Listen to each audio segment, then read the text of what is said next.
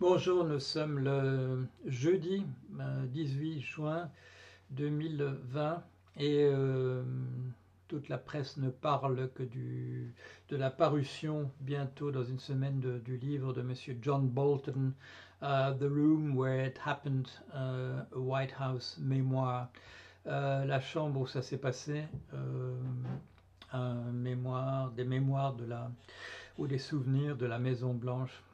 Alors, pourquoi ce titre?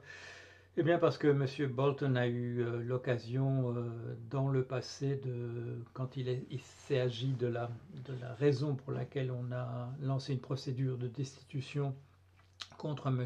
Trump à propos de, à propos de ses interférences avec la politique de l'Ukraine et en particulier d'essayer de faire un échange de bons procédés, un renvoi d'ascenseur entre le président de l'Ukraine et lui, de l'obtention de fonds militaires contre des informations compromettantes visant M.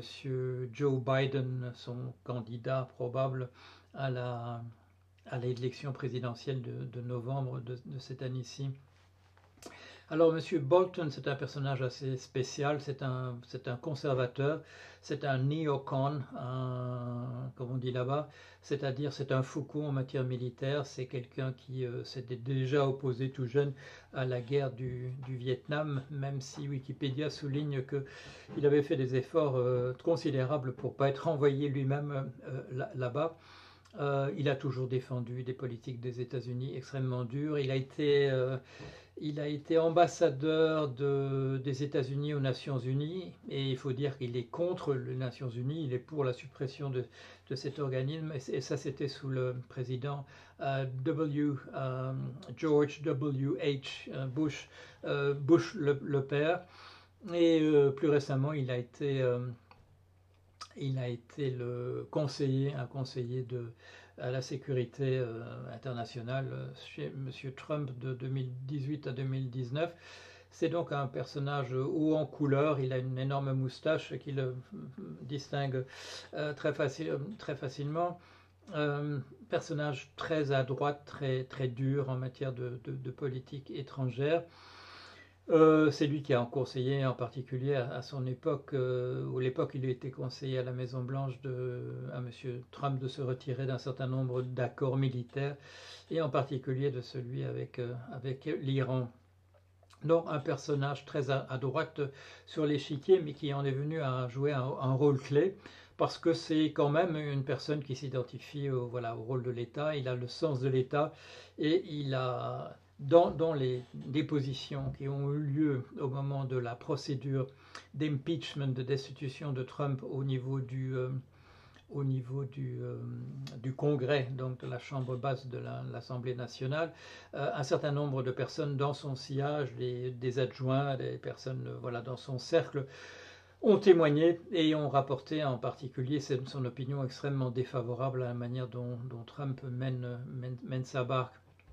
Ceci dit, c'est un grand adversaire des démocrates et donc il n'était pas prêt non plus à faire des cadeaux aux démocrates. Au moment où la procédure est passée, donc où l'impeachment a été voté par le Congrès et où la procédure passait ensuite au Sénat pour qu'il y ait un procès véritablement qui se tienne et où, en raison d'une majorité républicaine au Sénat, il était certain que, quelle que soit la manière dont les débats se déroulent, l'impeachment ne serait pas confirmé au niveau du Sénat. Ceci dit, tout le monde disait que le témoignage de Bolton serait essentiel. La question a été réglée par le fait que les républicains n'ont appelé aucun témoin. C'est-à-dire qu'en fait, il n'y a pas eu de procès, il y a eu juste une délibération du jury, mais ce n'était pas une délibération puisqu'il n'y avait rien à délibérer. Ça a été un vote selon les lignes partisanes et M. Trump a été exonéré. Ceci dit, M. Bolton aurait pu quand même dire des choses très compromettantes vis-à-vis de M. Trump. C'est vrai qu'il a traîné la patte, il ne s'est pas porté volontaire pour témoigner au niveau du Congrès, et il avait dit aussi qu'il ne se présenterait devant le Sénat pour témoigner que s'il était subpoenaed, c'est-à-dire s'il y avait donc s'il était appelé à comparaître par une décision d'ordre juridique. Non, il n'était pas enthousiaste à se présenter. Les raisons qui le poussaient, c'était à mon sens essentiellement parce qu'il n'avait pas envie de faire de cadeaux aux démocrates. La presse a beaucoup insisté sur le fait qu'on savait qu'il allait publier un livre sur tout ce qui s'était passé, le livre qui paraît la semaine prochaine, et qu'on laissait entendre que M. Bolton était décidé à faire fortune avec la vente de ce livre, et que par conséquent il n'était pas enthousiaste à spill the beans, à vendre la mèche avant que le livre ne sorte. C'est possible, mais ceci dit, je ne parierai pas là-dessus. C'est un monsieur qui a le sens de l'État, mais il n'a pas aucune sympathie pour les démocrates qui avaient accusé M. Trump. D'ailleurs, dans le livre n'est pas encore paru, mais il y a les bonnes feuilles qui circulent. Dans le livre, Monsieur Bolton dit que de toute manière les démocrates s'étaient très très mal pris en accusant Trump uniquement sur le dossier de l'Ukraine, et il apporte les preuves qu'il aurait fallu étoffer ce dossier par un grand nombre d'autres choses. Les tentatives de M. Trump vis-à-vis de la Turquie, d'essayer d'obtenir des choses de la Turquie de la même manière que de l'Ukraine, de la Chine, en faisant miroiter, en articulant entièrement sa politique vis-à-vis de la Chine, sa politique économique, en l'articulant uniquement par rapport à des avantages personnels de soutien de M. Xi Jinping vis-à-vis de lui, c'est-à-dire en fait M. Trump, au niveau de ses rapports avec l'ensemble des chefs d'État, se conduit exactement de la manière dont on sait qu'il se conduit en affaires, avec des rapports de force, du chantage affectif et autres, des tactiques d'hommes d'affaires véreux, ce qu'il est en réalité. Est-ce que l'apparition du livre de M. Bolton avant, plutôt, est-ce que sa comparution devant l'Assemblée nationale, le Congrès, ou devant le Sénat, est-ce que ça aurait fait une différence? Je crois que tout ce qu'il dit dans son livre, en fait, était déjà connu. Il ne fait que confirmer des choses que tout le monde savait, des choses qui circulaient déjà. Je ne pense pas, moi, que ça aurait fait une différence. Il est vu comme relativement... La politique néocon, qui a été importante sous les deux présidents Bush père et Bush fils, c'est un courant qui est moins représenté maintenant, qui est moins fort.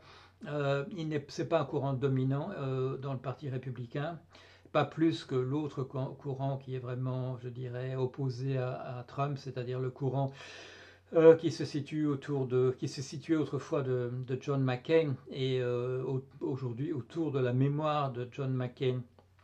Toute la question de Trump, de sa disparition, de la chute de la météorite Trump, elle tourne autour du fait du soutien de sa base, une base qui au départ était suffisante, de l'ordre de 40 à parfois 45% dans l'opinion à le soutenir. C'est là que les choses se jouent, et c'est là que maintenant quelque chose est en train de se passer, plus que dans les livres écrits par l'un ou l'autre, plus que par l'apparition de témoins ou même de lanceurs d'alerte. C'est ça qui joue, et c'est ça en ce moment qui est en train de virer un petit peu de bord. Monsieur Trump a fait la preuve auprès de son électorat qui n'avait pas été capable véritablement en fait de gérer la crise du coronavirus. Elle montre maintenant que devant le mouvement Black Lives Matter, qui n'est pas parvenu non plus à reprendre la barre, et surtout, à mon sens, et ça j'attire l'attention là-dessus depuis quelques semaines, il semble que il est apparu que quand M. Trump demande à ses troupes d'apparaître, comme il l'a demandé une première fois en essayant de mobiliser des gens, ses supporters suprémacistes blancs surarmés, de se présenter devant les capitoles, devant les préfectures, dans les États, pour essayer de remettre en question le confinement. Ce sont des nombres très, très limités de personnes qui se sont présentées, quelques dizaines souvent, quelques centaines au plus.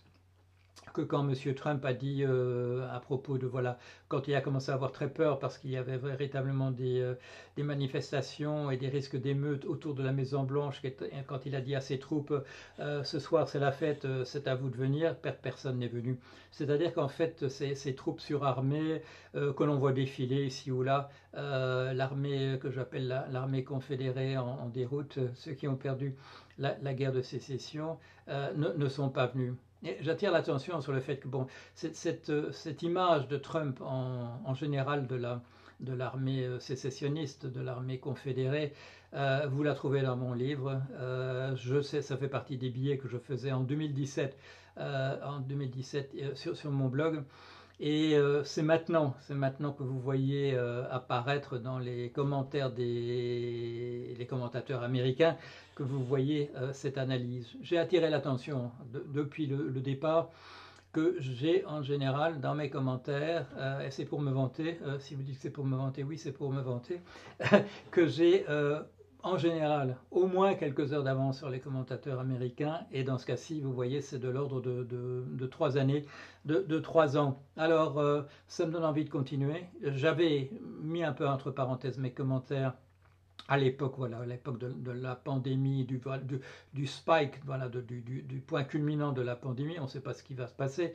Ça correspondait aussi avec la décision du Sénat américain de l'exonérer en votant contre sa destitution.